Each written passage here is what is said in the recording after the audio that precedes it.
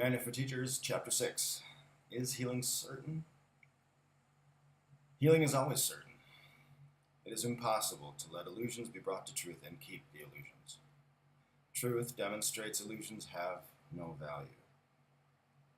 The teacher of God has seen the correction of his errors in the mind of the patient, recognizing it for what it is. Having accepted atonement for himself, he has also accepted it for the patient, which is just anyone. They use the word patient. Yet what if the patient uses sickness as a way of life, believing healing is the way to death?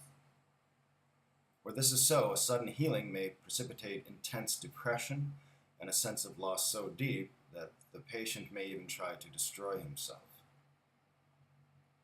Having nothing to live for, he may ask for death. Healing must wait for his protection, for the patient's protection.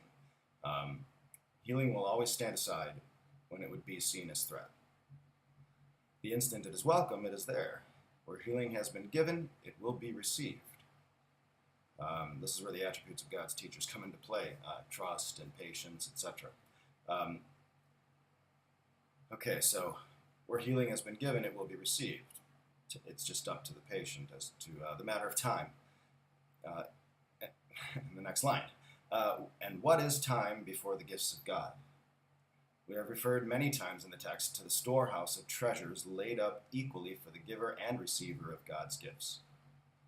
Not one is lost, for they can but increase.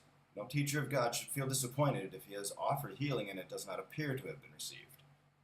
It is not up to him, the teacher of God, to judge when his gift should be accepted. That's up to the Holy Spirit, up to Jesus, up to the patient. Let him be certain it has been received and trust that it will be accepted when it is recognized as a blessing and not a curse. So,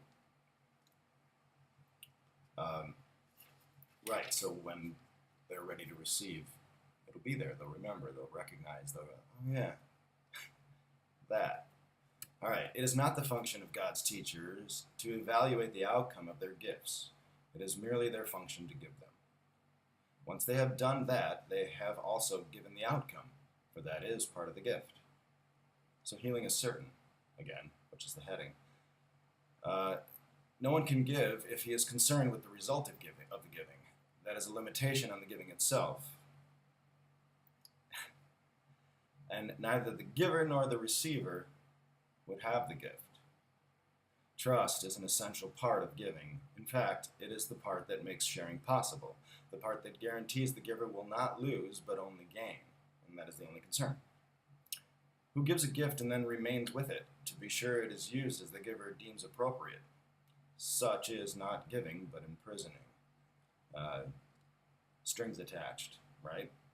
It is the relinquishing of all concern about the gift that makes it truly given. And it is trust that makes true giving possible, what we've been discussing. Healing is the change of mind that the Holy Spirit in the patient's mind is seeking for him. It is he, the Holy Spirit, who accepts the gift for him,